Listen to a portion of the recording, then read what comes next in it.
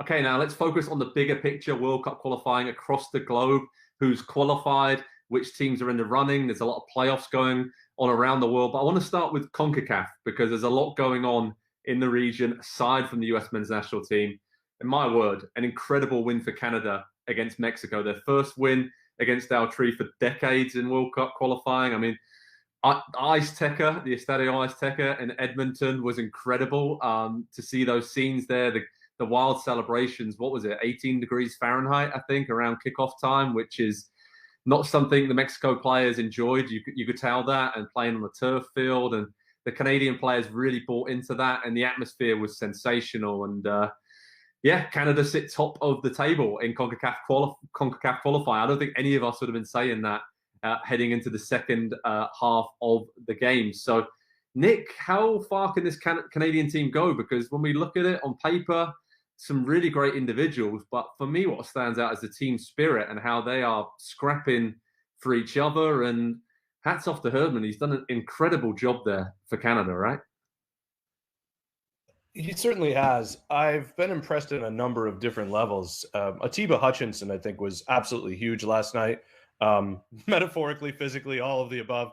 He's very big for them, and what they need is a little bit different than what the U.S. has. I think where Weston McKennie is their fire plug that gets them going. I think they need to stay calm sometimes and recognize that they're in certain situations. I mean, I really like them talent-wise. The goalkeeper is fantastic. We've seen him in the Champions League and the Europa League do some very special things as well. And obviously Davies, and David is coming off the bench for them because Kyle Larin is the big dog. They have some very special capabilities, and frankly, they've underperformed for a long time. We saw maybe the signs of something special coming in the future when Benito Floro was in charge, and I think they're very good. I think they're very good. They still have some. They don't have the depth pieces. Like when we were talking about the United States men's national team earlier, I was thinking, wow, we're about to get to a point where Brendan Aronson may be an option off the bench. When have they had a luxury like that? Or if he's not, then Weah is, right? Busio is looking like a guy who you feel comfortable getting plugged in there when someone else is out. Mexico has that. Okay, U.S. and Mexico has the best depth. Canada, I think, is getting there. And maybe by the time, assuming they get there, to the World Cup, that depth is a little more mature. The young players are a little bit more ready, but I think they really should make it, mostly because of Panama and Costa Rica, I believe, or maybe just a step down.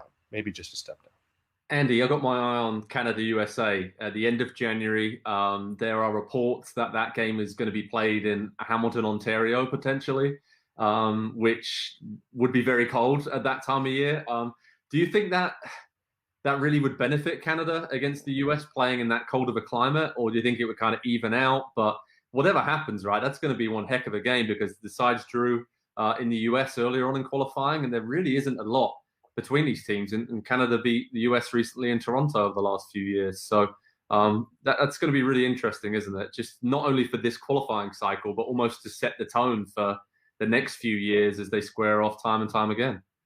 Yeah, I'm not sure where you go in Canada in January and you don't play in frigid cold weather. So wherever it is, we're going to have to go there, and it's going to be a tough challenge. We saw the challenge for Mexico last night. I think the thing with this U.S. team and Canada is that there is a bit of a blossoming rivalry between them. There's a lot of crossover for a lot of these players playing in MLS, whether they're currently in MLS or they have previously been in MLS. Familiarity breeds contempt in sports, and we know that. And so over time, as Canada gets better and better and becomes less of kind of the fun neighbor that we enjoy watching and we want to see succeed because they've been so bad for so long and we think that they deserve it, they're a little bit cocky. And I really like that about Canada. The players, the fans, this is all new to them, as it's a little bit new to us as Americans as well. But they're cocky and they're coming in like we belong here and we think we're really somebody. I love that about them because they are adding so much to CONCACAF right now by being good, by being interesting, by being entertaining as well. They're really I think they're what's pulled me deeper into CONCACAF qualifying as a whole this time around. Whereas in the past, it was just kind of US focused for me. It wasn't so much about the other games, but now I really am just digging into those storylines and everything. I think Canada's the best one of them all. And so we need a Gold Cup final or something between these two teams over the next few years, a really important game with a lot of stakes. to heat that rivalry up. We need some tempers to flare a little bit. It's coming though. U.S. Canada won't be long until it's similarly on par to what U.S. Mexico has become here in CONCACAF as well. Then that's a mouth-watering possibility there, because it was incredible to see the scenes in Edmonton. Absolutely loved it. Alphonso Davis lapping it up in his hometown there. And it was just wonderful to see, because like Nick said, they've underperformed for many, many years, but the fans in Canada stuck with the team, and now this great young squad of players with some sprinkling of experience in there as well is really becoming a force in CONCACAF. On the flip side of things, Mexico, who have been a force, are really struggling. Back-to-back defeats for them. Some reports about Gerardo Tata Martino's future as the head coach of Altri. Nick, how bad is this for Mexico? Is this they're not going to qualify for the World Cup situation, or should they just stick with Tata through qualifying and in the knowledge that they probably are going to qualify anyway? As long as it's not a personality issue, I stick with them. I mean, if it's something that's become poisonous that we don't know about, then I would flip the script. But I mean, I look at them and they probably still could have got a point. I mean, they were an inch away from getting a point, an amazing save in stoppage time from Canada, a couple of blocks as well. That last 7 minutes, it was like Mexico realized it was Mexico. I mean, from Herrera's header forward, that could have easily been a 2-2 game, which still would have been fine for Canada. But Mexico standards are higher. And I honestly think that even though Mexico had its own scare, it required a playoff a few years ago against New Zealand, that this is also a program that doesn't judge itself on whether they make the World Cup, but about what their team will look like at a World Cup. And there are options in depth. Some of the players that Tata is bringing off the bench, I think, are just as good, but maybe a little less experienced. And so he has to play a little bit of a game. You know, Herrera obviously scores that great goal late, but there are times where he doesn't look like the best midfielder in CONCACAF, which he's been for so long. So I would keep him. I would keep him through a World Cup, again, unless we're talking about a poisonous attitude. They're good. They've just been playing bad. And I was expecting maybe a little eye roll from Andy there, but the fact that he nodded makes me feel okay. Yeah, they're pretty good. They're pretty good, and I think they'll be all right with or without Tata as the manager. So let's see what happens there. Panama and Costa Rica just keep pulling it out, doing whatever it takes, comeback wins, late victories, drama galore. I mean, those two teams are just hanging in there, making Mexico and the US more nervous than they should be at this point of qualifying with that fourth place. No one wants to be in that interconfederational playoff, which could see you travel to Asia or to Australia or something like that. Nobody wants that. Or South America as well, which would be an issue.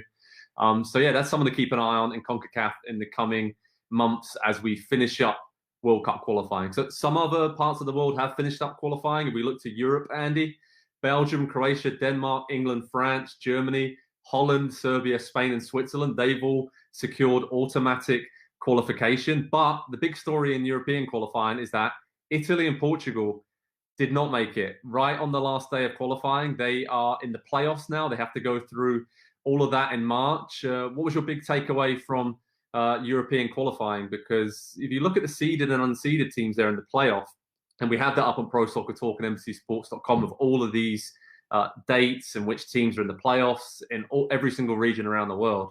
There's some massive teams who are yet to qualify in Europe, right? Yeah, I think my takeaway is that there's a lot of good footballing nations in Europe, which we knew already because we just had the Euros, and it was maybe the best international tournament of my lifetime, or at least one that I watched as closely as I did that tournament. It's interesting to see who has kind of risen in Europe over the last, 5 years or so, I guess, maybe since the last World Cup. There have been a handful of teams that were very, very firmly second or third tier just a few years ago that are now part of the furniture at major international tournaments. Denmark being one of them. We saw what they did at the Euros. Switzerland being another one, all the way to the quarterfinals of the Euros. These are teams that we now expect to simply qualify for the Euros, for the World Cup, and it almost doesn't matter who's in their group during qualification either. And I think that was the case this time around. A couple of Portugal and Italy not qualifying. The former powers, the current powers still, they have to raise their game another level, I think, because there have been a lot of nations, Denmark and Switzerland being two of them, that I think have really closed the gap between them. And so I welcome having all, a fluid situation, especially in Europe, where there are so many good national teams that, we have teams that rise and we have teams that fall. It's very interesting that way. And I think that we're seeing a couple teams that might just establish themselves for the long term in those two. In South America, Argentina and Brazil booked their ticket. They're both going to the 2022 World Cup.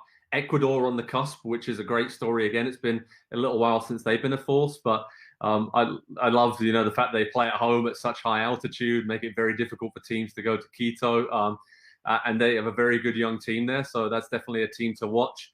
Colombia, Uruguay, Peru, and Chile, they're all kind of battling for that final automatic spot. So keep an eye on South American World Cup qualifying over the coming months. In Asia and Africa, no qualified teams there yet, but in Africa, there are a lot of big nations who have made it through to the final round of qualifying, which I love. It's a home and away playoff. 10 teams have made that. Algeria, Cameroon, Democratic Republic of Congo, Egypt, Ghana, Mali, Morocco, Nigeria, Senegal, and Tunisia. And that draw will happen in the coming months. And in March, those teams will play off. And don't forget, they've got to play the African Cup of Nations before that as well. So a lot of big games coming up for the likes of Mohamed Salah and all the superstars for those African nations. And in Asia, keep a close eye on that, because Iran and Korea, South Korea, look like they're on the cusp of qualifying, look pretty much locked in there. But Australia and Japan, they're definitely not secured in their spot for 2022 World Cup. So a lot of moving parts around the world. At Pro Soccer Talk on NBCSports.com, we'll keep you updated with all the latest World Cup qualifying news. Remember, you can watch and stream games in Concacaf on Telemundo Deportes and online, watch it on NBC Universo as well. So we've got all angles covered, guys. Just over a year, or right around a year now, to go until the World Cup in Qatar. So we're getting there. Teams have already qualified. A lot of others are jostling for position. It's going to be a lot of big games coming up in World Cup qualifying over the next few months. And I'm already absolutely buzzing for the World Cup, as you can tell. So I know we all are. We're already starting to plan for it. And all roads lead to Qatar. Hi there, I'm Rebecca Lowe, studio host for NBC's coverage of the Premier League. Don't forget to hit subscribe to watch highlights all season long, and be sure to tune in for Premier League mornings every weekend at 7 a.m. Eastern. And for even more content, head over to Peacock, where we've got live games, original series, and a dedicated round-the-clock Premier League channel featuring studio shows, classic matches, and much more.